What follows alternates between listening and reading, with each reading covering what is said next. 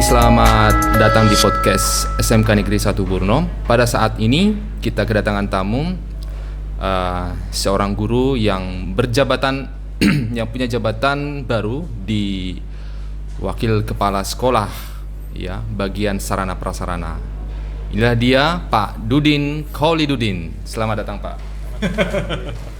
Oke, jadi selamat datang, Pak. Terima kasih sudah menyempatkan waktu pada saat pagi hari ini. Pak Dudin ini akhir-akhir ini sangat sibuk, ya. Kita sebenarnya podcastnya itu mau podcast itu minggu lalu, tapi karena ada panggilan mendadak harus dikerjakan secepat mungkin, akhirnya ditunda dan hari ini bisa hadir. Kita podcast nanti sebentar, ya mungkin 30 menit atau maksimal nanti 1 jam. Siap Pak Dudin, ya? Oke, selamat ya untuk Pak Dudin. Sekarang sudah menjabat punya jabatan baru di Wakil Kepala Sekolah ini bagian sarana prasarana. Bagaimana kira-kira Pak setelah mendapatkan jabatan baru ini? Apakah perasaannya apakah terkejut atau biasa saja atau ada sesuatu tantangan baru nih? Ya, coba diceritakan Pak. Ya, sebetulnya ini kan amanah ya, yeah. Amanah, diberikan jabatan suatu amanah yang harus saya kerjakan. Jadi mungkin ya hasil dari keputusan sekolah yang kemarin memilih saya untuk menjadi Wakadisapras itu. Jadi saya sebagai prajurit ya harus siap untuk melaksanakan dan tanggung jawab atas apa yang ditugaskan kepada saya gitu. Gitu. Oke. Baik Pak Dudin, kita ini kan temanya hari ini bicara tentang fasilitas fasilitas yang ada di SMK Negeri 1 Brno, ya. Dari SMK Negeri 1 Brno adalah sekolah yang sudah lama dan cukup besar, siswanya sudah sampai 1.500, sehingga fasilitas juga harus mendukung untuk kebutuhan dari SMK Negeri 1 Brno ini untuk siswa-siswanya supaya bisa nyaman belajar di sekolah ini. Nah, kira-kira Pak Dudin, apa saja fasilitas-fasilitas yang sudah ada dimiliki oleh SMK Negeri 1 Brno sekarang ini? Untuk fasilitas yang ada di SMK 1 Brno ini memang ya sudah memadai sebetulnya, tapi masih kurang. Ya masih kurang. Artinya begini, dari sekian jumlah siswa itu, jumlah siswa kita saat ini sekitar 1.574 siswa. Iya. Terbagi dalam 8 jurusan ya. 8 jurusan. Ada jurusan TKR, Teknik Kendaraan Ringan, kemudian ada TSM, Teknik Sepeda Motor, ada TKJ, kemudian ada DPIB, ada Busana, kemudian ada Pemesinan, ada DKV, dan ada Pengelasan. Iya. Jadi masing-masing jurusan ini tentunya mereka punya bengkel sendiri-sendiri dan fasilitasnya sudah mencukupi, tapi ada bagian-bagian tertentu yang memang harus dipersiapkan. Seiring perkembangan teknologi saat ini, ya paling tidak kan alat yang kita gunakan juga harus menyesuaikan dengan perkembangan yang ada gitu kan.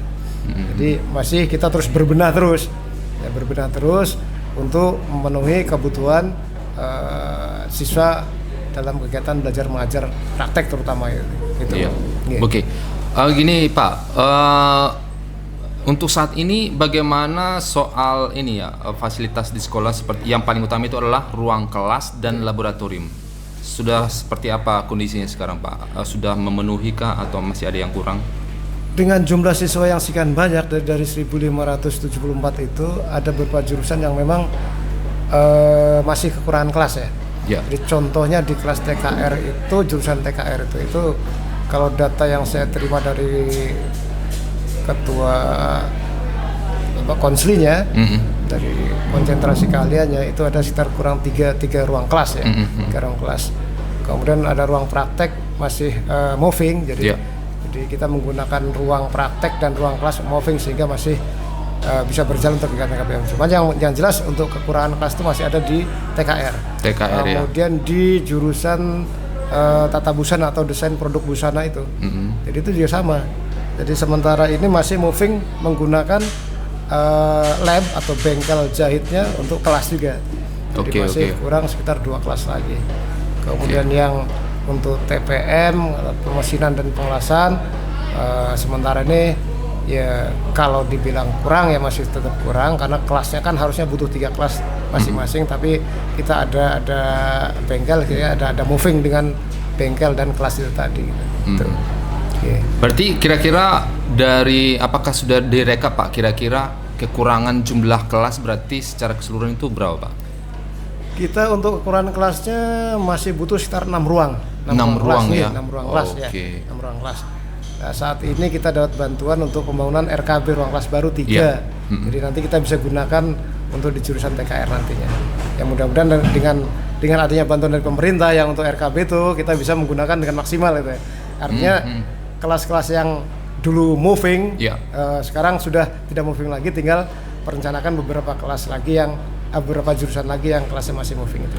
Oke. Berarti ruang kelas ya kurang 6 ya. Dan sekarang ini kebetulan ada bantuan dari apa Pak? Bantuan dari program pemerintah. Itu program revitalisasi SMK tahun 2025 itu. Oke. Sebesar berapa Pak? Itu nilainya kurang lebih 1,9 ya. Berapa? 1,9. 1,9 miliar ya.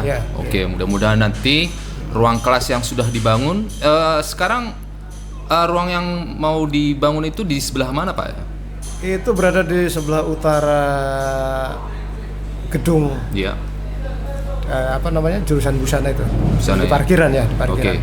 Jadi nilai sekian itu bukan hanya untuk RKB, jadi ada 3 RKB, 1 inklusi, kemudian ada perbaikan rehab ruang kelas, 6 ruang kelas itu, kemudian ada pemenuhan toilet, kemudian juga ada pengecatan gitu. Jadi tidak hanya untuk RKB saja nilai sekian itu, tapi untuk beberapa menu yang kemarin kita pilih untuk bantuan itu. Baik, rencananya kan mau dibangun di sana Pak ya, jadi ada berupa gedung yang baru dan juga mungkin ada ini ya yang diperbaiki kemudian dibuat jadi 2 lantai ya, awalnya kan 1 lantai begitu. Berarti nanti kira-kira di situ nanti ruangan total yang nanti akan dikembangkan di situ ada berapa Pak? Kalau perencanaan kita di bidang Sapras itu ada beberapa ruangan yang akan dikembangkan, terutama di jurusan DPB itu. DPB itu kan masih kurang kelas juga tuh. Iya. Nanti rencana kita yang bawah itu kita bangun untuk kita perbaiki untuk ruang TEVA-nya, jadi TEVA dan UPJ-nya, kemudian yang atas nanti ruang kelasnya. Kemudian yang untuk bantuan yang baru itu hanya ruang kelas saja, jadi kan 1 lantai itu ya. Jadi 3 ruang kelas saja. Jadi ke depan yang jurusan DPB yang gedung arah ke utara selatan itu juga nanti kita akan naikkan, jadi kita yang bawah untuk kegiatan prakteknya, yang atas untuk ruang kelasnya, jadi arahnya ke sana kita nanti. Gitu. Kalau yang gedung yang baru itu nanti rencananya dibuat 2 lantai Pak ya? Rencana ke depan 2 lantai. 2 lantai ya, tapi sementara untuk nanti untuk secepatnya ini masih hanya 1 lantai begitu Pak ya? 1 lantai, karena memang bantuannya kan 1 lantai aja untuk gedung 1 lantai. Jadi ke depan kita bangun lagi jadi 2 lantai. Itu yang 1 lantai itu Pak, yang bangunan yang baru dibangun itu nanti berapa ini Pak? Berapa ruangan gitu? Jajaran nanti 1, 2, 3 sampai? Itu ada 3 ruang kelas, yang di bawah itu kurang 1 ruang inklusi. Jadi ada 4 ruang itu. 4 ruang ya? Iya. Berarti lumayan besar juga ya? Iya, lumayan. Baik. Kemudian terkait ini Pak, selain ruang kelas ya, sekarang kan SMK itu kan biasanya berkaitan dengan praktek ya, jadi butuh banyak laboratorium yang harus harus disediakan oleh sekolah untuk kebutuhan siswa ya. Nah, kan lab itu kan ada macam-macamnya karena jurusan di sini kan macam-macam ya. Nah, yang paling yang pertama kita coba bicara tentang laboratorium untuk khusus komputer Pak ya. Nah, kan di situ kan lab yang digunakan untuk komputer itu kan apakah sekarang itu menurut Pak Dudin apakah sudah memenuhi untuk kebutuhan semua jurusan seperti DPIB, DKV, TKJ, DPB dan untuk jurusan lain apakah sudah mencukupi Pak? Untuk sekarang ini, Kalau dibilang untuk mencukupi sebetulnya belum masih rasionya masih 1:3 mungkin ya. Jadi 1 PC untuk 3 siswa mungkin ya. Jadi jumlah ruang lab di kita yang menggunakan lab komputer itu kan ada 3 jurusan yang utama ya. Ada jurusan DPIB, kemudian ada jurusan multimedia atau DKV itu, kemudian ada jurusan TKJ. Iya. Ya, itu memang mutlak butuh lab komputer. Di DPIB ada dua ruang lab komputer itu. Jadi yang satu ruang ada jumlahnya sekitar 72 unit gitu ya. Iya. 72 unit. Di satu ruang itu memang komputernya kondisinya speknya memang spek untuk gambar. Jadi spek-spek yang tinggi. Masih ya yang tinggi, yang usianya ke 3 tahun masih nututi kan itu ya. Sementara yang lab satunya memang masih spek yang lama, jadi hanya untuk gambar dasar saja.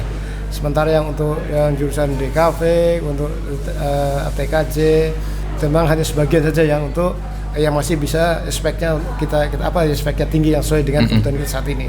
Untuk yang lain-lain karena memang speknya masih di bawah itu, maka kita gunakan untuk yang praktek dasar saja. Jadi kalau yang di cafe dan di TKJ itu ada sekitar 4 ruang ya. 4 ruang. Sementara yang untuk SIMD kan 1 ruang itu. Gitu. Oke. Jadi total komputer kita sekitar 240-an mungkin ya. 240-an. Sekarang berarti total sudah 240-an ya. Ya. Dan apa namanya?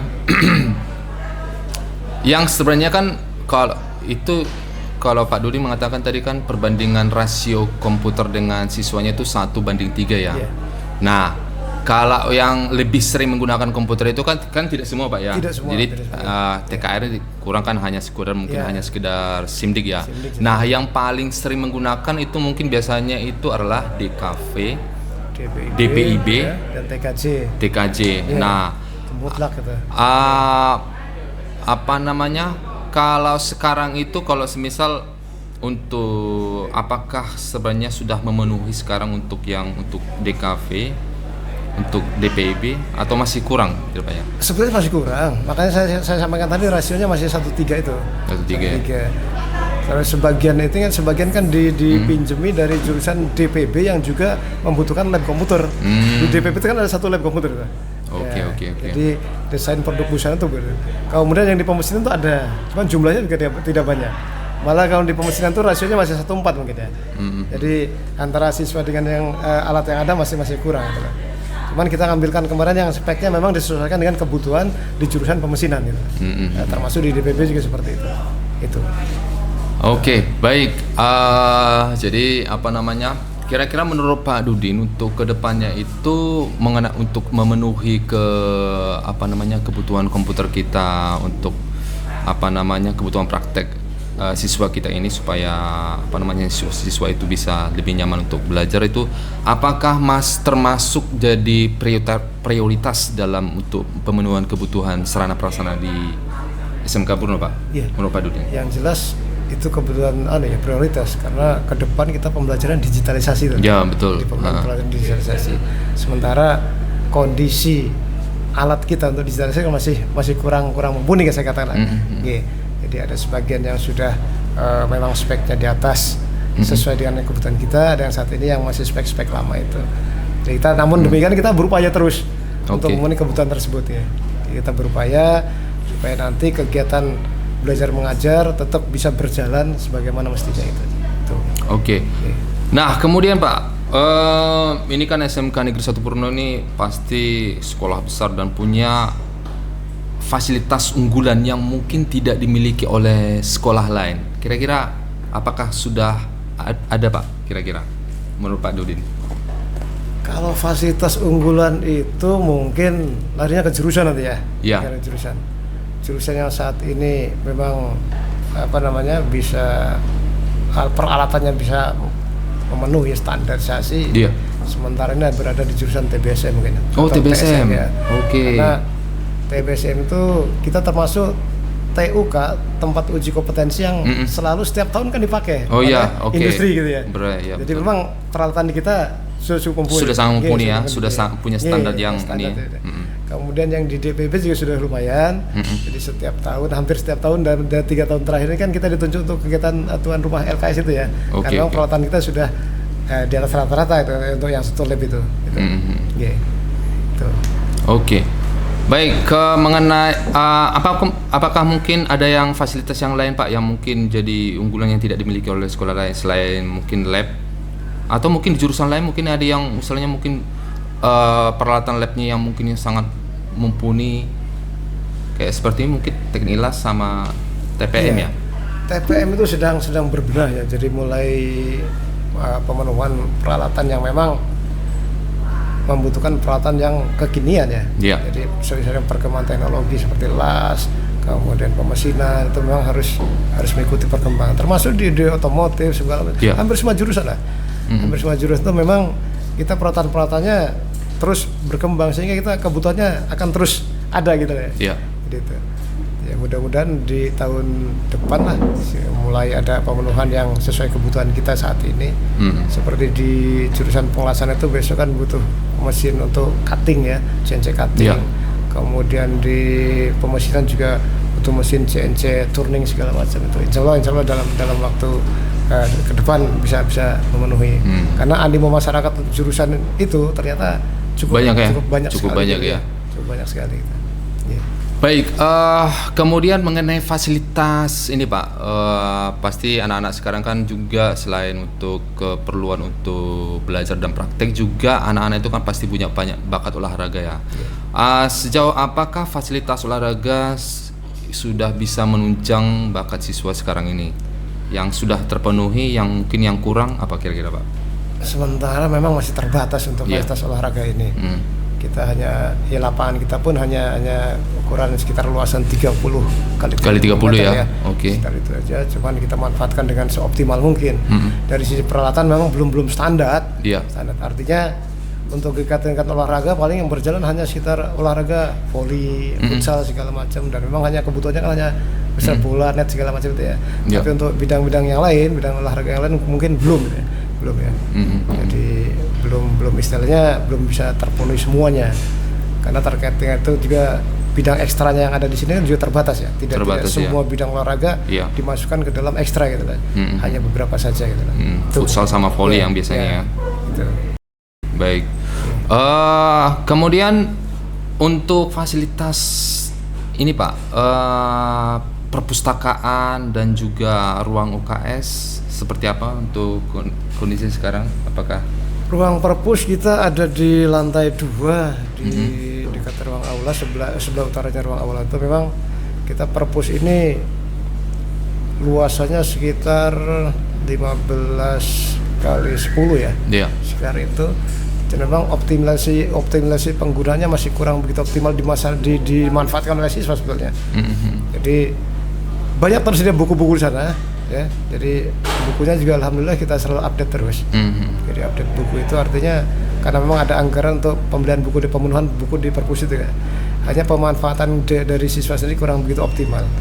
Artinya siswa sekarang kan lebih menggunakan teknologi main HP mungkin ya, digital ya. Iya, digitalisasi itu. Jadi kalau buku sekarang itu kurang begitu. Tapi kita mencoba memenuhi kebutuhan siswa itu dengan baik lah. Artinya literatur buku yang ada di sana juga setiap tahunnya bertambah gitu. Gitu ya. Jadi untuk pemenuhan di perpus itu. Sementara untuk kebutuhan UKS, memang UKS ini kita belum optimal ya. Artinya ada kita sediakan ruang UKS, hanya saja memang ketika perawatan kesehatan bagi siswa itu karena kita dekat dengan puskesmas, kita sudah ada kerja puskesmas, ketika hanya sifatnya untuk pertolongan pertama saja. Di ruang UKS kita sifatnya untuk pertolongan pertama, dan itu pun untuk jenis-jenis sakit yang ringan saja. Ketika ada istilahnya kita di UKS ternyata tidak mampu segala macam, ya sudah langsung kita kirim ke puskesmas terdekat, karena memang jarak dengan puskesmas kan tidak terlalu jauh ya. Dekat saja. Sangat dekat ya. Ya, sangat dekat. Kemudian ini untuk hanya sebagai saran Pak untuk terkait perpustakaan Pak. Ya, perpustakaan itu kan pasti biasanya kan terdiri dari buku, bacaan untuk siswa. Nah sekarang itu lebih cenderung ke buku paket Pak ya. Buku paket, dan biasanya juga anak-anak itu biasanya juga jarang yang pinjam ya Pak ya. Jarang yang pinjam, dan juga anak-anak kan juga nggak suka baca gitu ya. Kemudian kalau bisa mungkin saran untuk untuk buku-buku yang mungkin sangat diperlukan anak-anak. Contohnya kalau di jurusan DKV begitu ya, perlu nanti buku contohnya perlu untuk contohnya buku After Effect atau buku yang khusus dia untuk suatu software tertentu, bagaimana cara ini. Nah, jadi kalau bisa itu hanya mungkin disediakan hanya sedikit-sedikit aja, mungkin ya hanya 5 kan gitu ya. Tapi itu nanti sangat dibutuhkan anak-anak itu untuk untuk meningkatkan kompetensi anak. Iya, gitu. Ya memang sementara ini kalau saya melihat di perpus belum ada buku-buku interaktif semacam itu ya. Iya, betul. Tapi belum banyak lah. Ada hanya sebagian kecil mungkin ya. Betul. Sebagian kecil ya. Jadi karena memang kita lebih mengutamakan kebutuhan untuk pelaksanaan KBM gitu ya. KBM yang sifatnya mata pelajaran itu ya. Betul. Mata pelajaran itu. Nah. Dan itu pun anak biasanya menggunakan itu ketika ada istilahnya apa ya? Mengerjakan tugas saja. Mengerjakan tugas saja. Tapi sebetulnya ke depan kita akan siapkan seperti itu tadi. Jadi kita sediakan buku-buku umum yang sifatnya buku perkembangan iptek, buku-buku interaktif segala macam harus ada memang. Apalagi nanti mungkin ke depannya juga kita butuh kita butuhkan digitalisasi itu. Di komputer mungkin butuh di perpus itu harus ada Mas. Depan itu ke sana. Ya. Nah, sekarang ini Pak berbicara tentang kebersihan Pak ya. Oke. Jadi apa strategi SMK Negeri 1 Brno Pak untuk tetap memastikan kebersihan lingkungan di sekolah kita ini supaya tetap terjaga, dan apa program-program yang sudah atau kegiatan rutin yang sudah dilakukan untuk pada saat melibatkan siswa untuk merawat fasilitas sekolah ini? Jadi untuk masalah kebersihan ini memang masalah-masalah yang krusial ya, artinya masalah-masalah yang harus penanganannya lumayan harus perhatiannya lumayan harus betul-betul diperhatikan. Jadi kebersihan dari tenaga kebersihan yang ada memang dari rasionya saya sudah mencukupi sebetulnya. Sudah sangat mencukupi ya. Kalau sekarang sudah belum mencukupi. Oh, belum mencukupi. Rasionya Harusnya kira-kira berapa Pak? Ya harusnya kalau sekolah sebesar ini dengan murid sekian, dengan murid 1.500 sekian itu dengan gedung yang tersebar di mana paling tidak ya satu area gedung itu ya dianukan oleh satu orang kebersihan lah misalnya gitu. Ya sementara ini kan masih kurang dari rasionya saja. Kemudian untuk strateginya untuk kebersihan itu ya kita melibatkan seluruh elemen-elemen sekolah yang ada. Jadi mulai dari siswa, gurunya, kemudian ya penjaga sekolah, tukang bersihan segala macam ya ini kita bersama-sama. Makanya mulai tahun ajaran kemarin kan kita sudah memulai lagi kegiatan lomba kebersihan kelas misalnya kan. Oke. Kelas. Jadi siswa diminta untuk membersihkan kelasnya, lingkungan kelasnya dan seterusnya. Sementara bagian kebersihan bagian-bagian tidak tersentuh oleh siswa itu di luar kelas itu. Jadi harus kita bersihkan. Dan memang ini harus perhatiannya luar biasa dengan masalah kebersihan. Jadi kaitannya dengan anggaran juga sebenarnya kalau kebersihan secara umum itu ya. Iya, karena juga butuh biaya untuk tenaga kebersihan Pak ya. Kalau di tempat lain mungkin untuk masalah kebersihannya kan istilahnya dikontrakkan ke bagian outsourcing segala macam itu ya. Tapi di kita kan dikerjakan sendiri lah. Ya, seperti itu. Oke, baik. Bicara terkait sekarang ini kan Pak Dudin kan sekarang pasti sudah buat perencanaan untuk pengadaan untuk sarana-prasarana yang kurang ya. Kira-kira untuk ke depan ini yang paling cepat itu untuk sarana prasarana yang harus dikerjakan itu selain kemarin ada pembangunan sama revitalisasi itu apa Pak yang prioritas lah istilahnya yang harus mungkin disediakan? Saat ini saya lebih memprioritaskan pada kebutuhan air bersih dan kebutuhan toilet Pak. Toilet.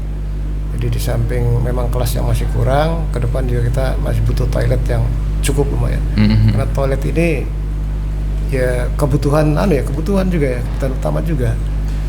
Kita toilet itu mestinya rasionya 1:25 kan ya. Minimal kan begitu. Jadi satu toilet untuk 25 siswa. Ya. Sementara ini kita siswanya 1.574 sih, toiletnya hanya ada berapa pintu? Sekitar 20 atau 25 pintu ya. Jadi mungkin jadi kan masih kurang sekali kan. Kan gitu.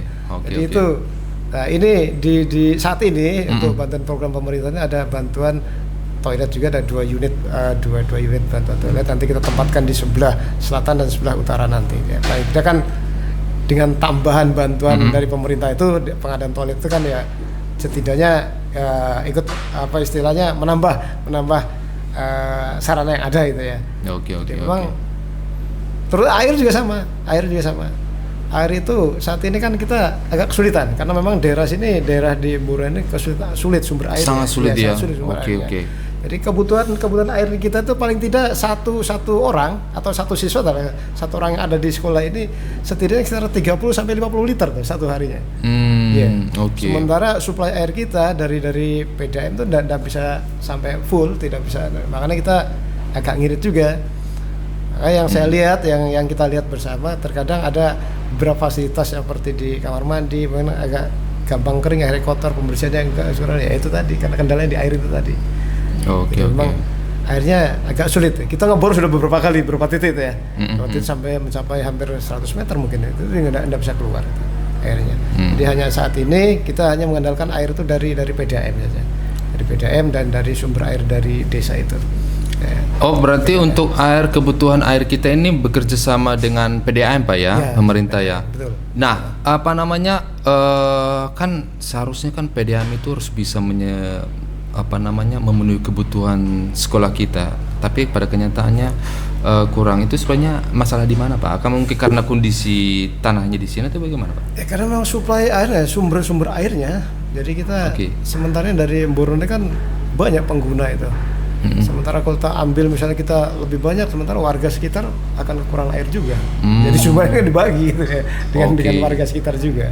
Gitu ya. Tapi untuk yang sebelah selatan itu kondisi airnya masih bisa tercukupi. Artinya masih bisa karena kita sumbernya ada 3, yang di utara itu ada 2, yang selatan itu ada 1. Yang selatan ini ya untuk area-area jurusan TSM, jurusan pemesinan, jurusan pengelasan sampai ke masjid itu masih terpenuhi. Untuk kegiatan di masjid, wudu segala macam masih terpenuhi itu ya. Tapi yang sebelah utara terkadang agak tersendat kebutuhan airnya tuh. Apalagi sering perbaikan itu loh di Makanya kita agak kesulitan tentang air ini, masih kesulitan. Ke depan kita mencoba untuk membuat tandon yang besar, ke depan perencanaan kita ke sana. Ya, tandon itu berada di bawah, nanti kita bisa untuk menampung air kan. Jadi kita tabungan air kita bisa untuk kebutuhan keseharian kita ya, gitu. Baik. Gini Pak, ini masih banyak pertanyaannya Pak ya, masih setengah. Tadi 50 pertanyaan, ini masih setengah Pak, ini masih 20 pertanyaan. Tapi nanti saya ringkas Pak ya. Nah, kemudian apakah ada program kerjasama Pak antara sekolah kita SMK Negeri 1 Purno dengan pihak industri atau perusahaan untuk pengadaan alat praktek siswa? Mungkin ada suatu jurusan yang sudah punya kerjasama Pak. Untuk kerjasama jurusan tuh masalah peralatan praktek ya, biasanya yang sudah berjalan saya tahu saya dari TSM itu. Oh, TSM itu ya, makanya karena sudah sama mumpuni ya. Oke. Memang sudah industri itu kan.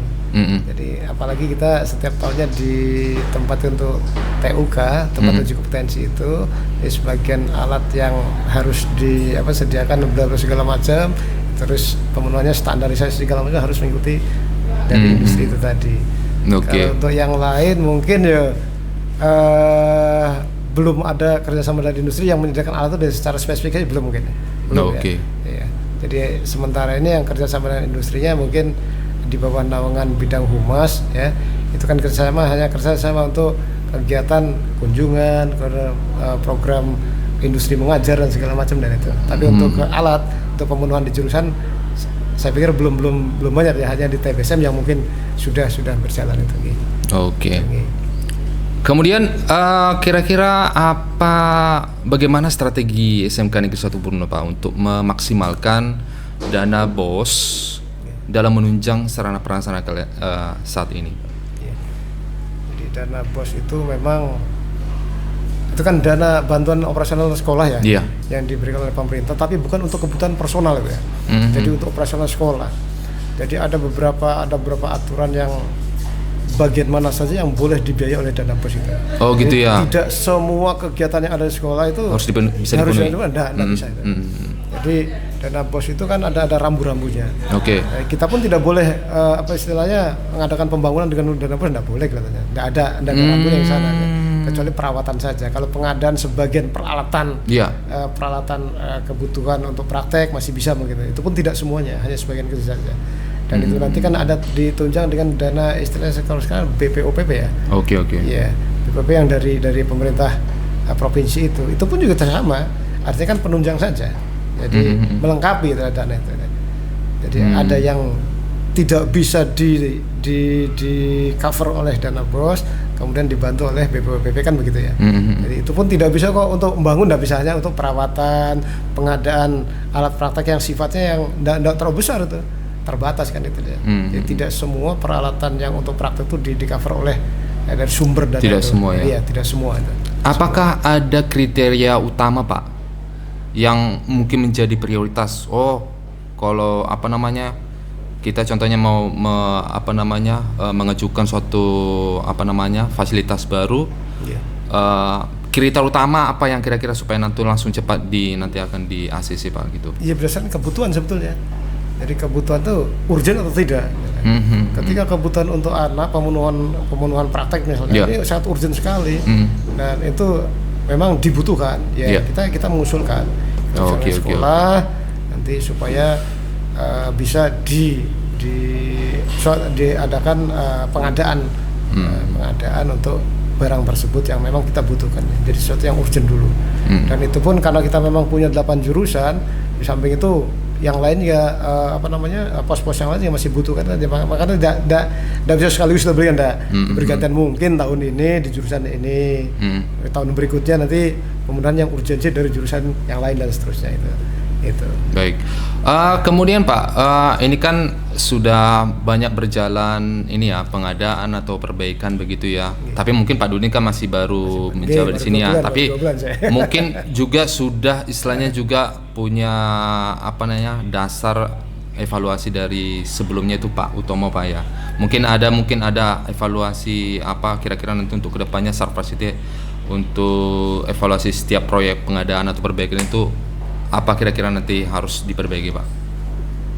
Saya untuk program saya sebetulnya apa yang di program Pak Sutomo dari yang sebelumnya sampai sebelumnya yang sekiranya itu masih berkelanjutan akan tetap kita lanjutkan. Jadi karena tidak mungkin kita juga membuat program baru sementara program yang lama yang masih dibutuhkan tidak. Jadi tetap berkelanjutan. Kemudian saat ini yang menjadi prioritas utama yaitu tadi yang saya sampaikan tadi. Jadi untuk pembuangan air, kemudian toilet, kemudian untuk kebersihan itu kita prioritas utama itu ya. Jadi untuk yang lain-lain kan pemenuhan seperti peralatan untuk praktek ya sementara itu masih berjalan ya, masih yang ada alat yang ada masih bisa digunakan untuk kegiatan penunjang kegiatan belajar mengajar masih bisa. Sementara yang untuk kebersihan, kebutuhan air, kemudian untuk masalah toilet memang urgent sekali. Urgent. Karena yang saya sampaikan tadi rasio antara kebutuhan toilet dengan jumlah siswa kan masih belum berimbang gitu ya, belum berimbang. Sama dengan air itu sama. Ya, yang kebersihannya memang kita kesulitan yang bersih ini karena kita belum punya lahan untuk pembuangan sebetulnya.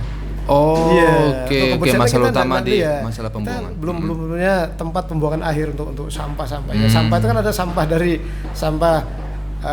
dari kantin misalnya siswa dari bungkus-bungkus makanan segala macam yang dianukan oleh siswa. Kalau sampah-sampah yang sifatnya dari daun-daun ini kan gampang gitu ya.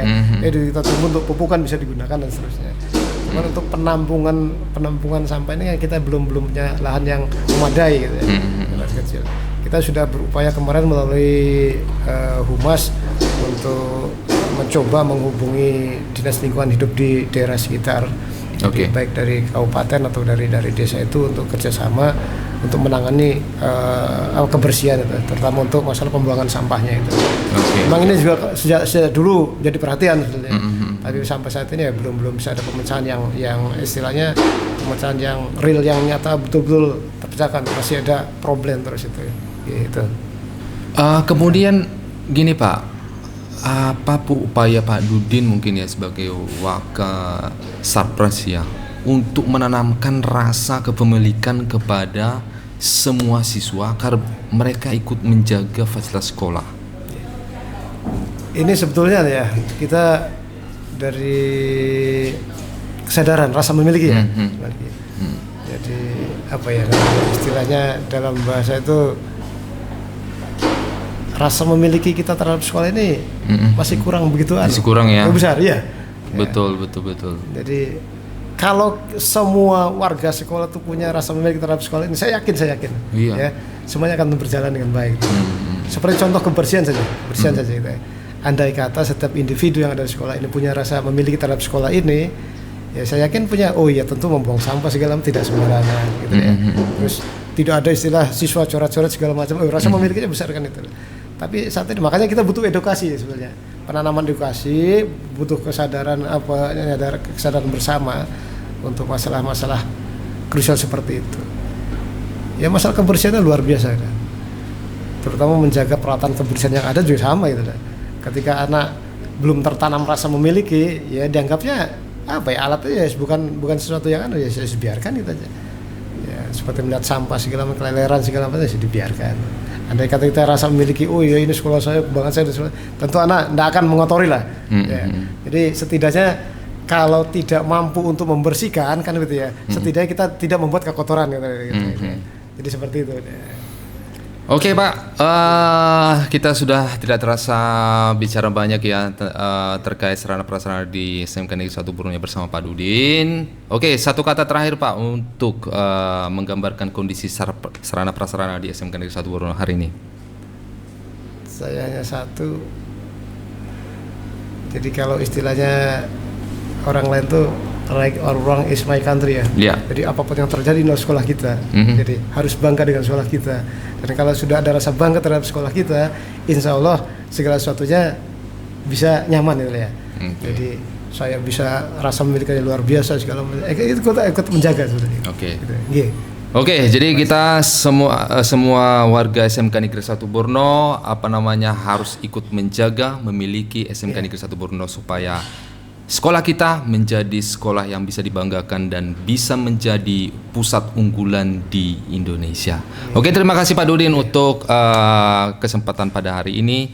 Kita sudah banyak berbagi ilmu dari Pak Dudin. Semoga Pak Dudin bisa melaksanakan program-program di sarana prasarana SMK Negeri 1 Borneo supaya SMK Negeri 1 Borneo menjadi sekolah yang terbaik. Terima kasih Pak Dudin. Sama-sama. Terima kasih. Ya, podcast kita Pak hari ini kita tutup. Sampai jumpa di tema selanjutnya. Oke, terima kasih.